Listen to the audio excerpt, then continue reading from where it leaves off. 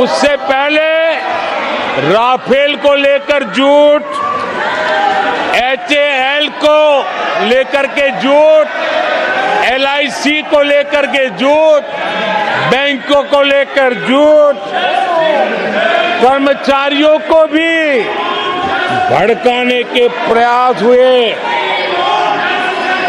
हौसला तो इतना बढ़ गया कि कल सदन को भी गुमराह करने का प्रयास हुआ। कल अग्निवीर को लेकर सदन में झूठ बोला गया। कल यहां भरपूर असत्य बोला गया कि MSP नहीं दिया जा रहा। अध्यक्ष जी, संविधान की गरिमा से खिलवाड़ ये सदन का दुर्भाग्य है। और अनेक बार लोकसभा में जीत करके आए लोग सदन की गरिमा के साथ खिलवाड़ करे, ये शोभा नहीं देता है। आदरणीय सभापति जी, जो दल 60 साल तक यहां बैठा है, जो सरकार के कामों को जानता है, जिसके पास अनुभवी नेताओं की श्रृंखला है, वे जब अराजकता के इस रास्ते पर चले जाएं, झूठ के रास्ते को चुन ले, तब देश गंभीर संकट की तरफ जा रहा है, इसका सबूत मिल रहा है। आदरणीय सभापति जी, सदन की गरिमा से खिलवाड़ ये हमारे संविधान निर्माताओं का अपमान है, इस देश के महापुरुषों का अपमान है, देश के लिए आजादी के लिए बलिदान देने वाले वीर सपूतों का अपमान है। और इसलिए आदरणीय सभापति जी, मैं जानता हूं आप बहुत सहृदयी हैं, आप उदार मन के मालिक हैं, आप संकट के समय भी हल्की फुल्की मीठी मुस्कान के साथ चीजों को झेल लेते हैं।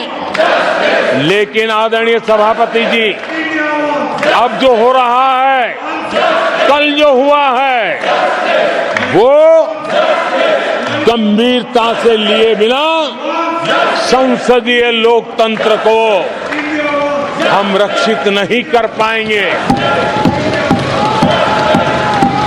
आदरणीय सभापति जी, इन हरकतों को बालक बुद्धि कह करके, बालक बुद्धि मान करके हम नजरअंदाज नहीं करना चाहिए, कतई नजरअंदाज नहीं करना चाहिए।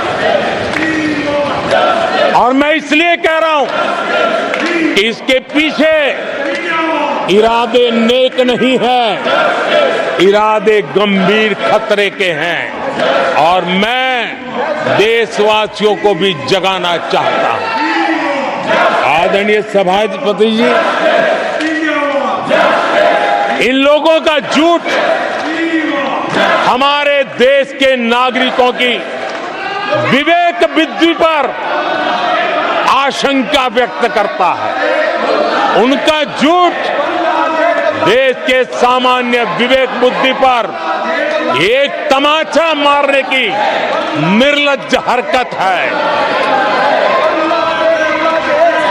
आदरणीय सभापति जी, ये हरकतें देश की महान परंपराओं पर तमाचा है। आदरणीय सभापति जी, इस सदन की गरिमा बचाने का बहुत बड़ी जिम्मेदारी आप पर है। सदन में शुरू हुई झूठ की परंपरा पर कठोर कार्रवाई करेंगे, ये देशवासियों की भी और इस सदन की भी अपेक्षा है। आदरणीय सभापति जी, कांग्रेस ने संविधान और आरक्षण पर भी हमेशा झूठ बोला।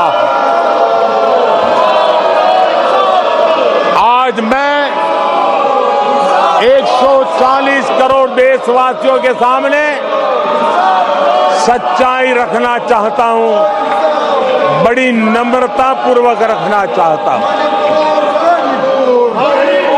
देशवासियों ने भी इस सत्य को जानना बहुत जरूरी है।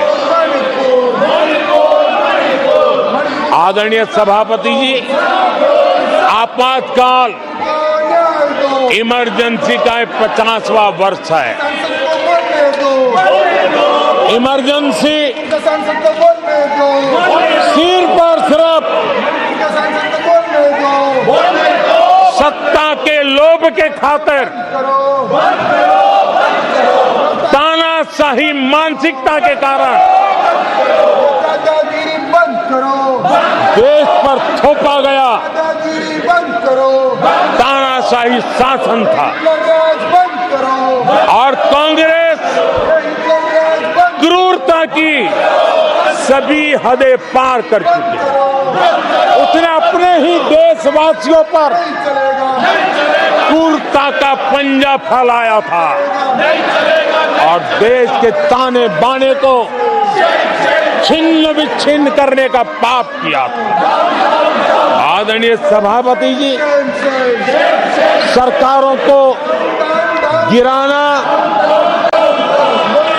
मीडिया को दबाना,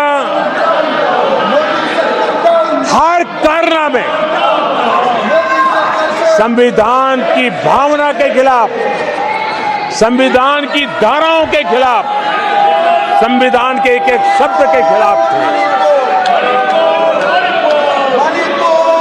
ये वो लोग हैं जिन्होंने प्रारंभ से देश के दलितों के साथ, देश के पिछड़ों के साथ घोर अन्याय किया है।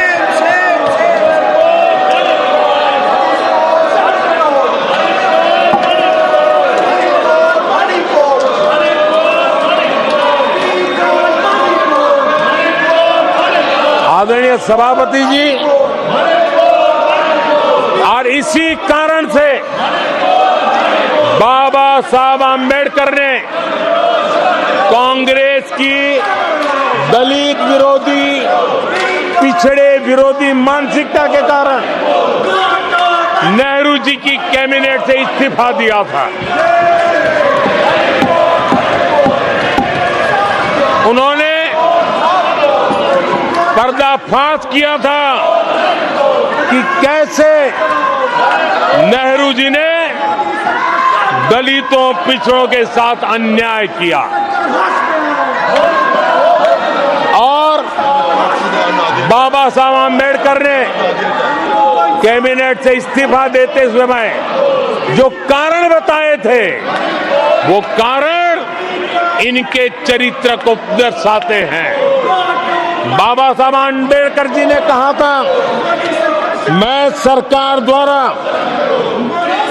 अनुसूचित जातियों की उपेक्षा पर अपने अंदर उत्पन्न आक्रोश को रोक नहीं सका। ये बाबा साहब आम्बेडकर के शब्द हैं। अनुसूचित जातियों की उपेक्षा, इसने बाबा साहब आम्बेडकर को आक्रोशित कर दिया। बाबा साहब के सीधे हमले के बाद नेहरू जी ने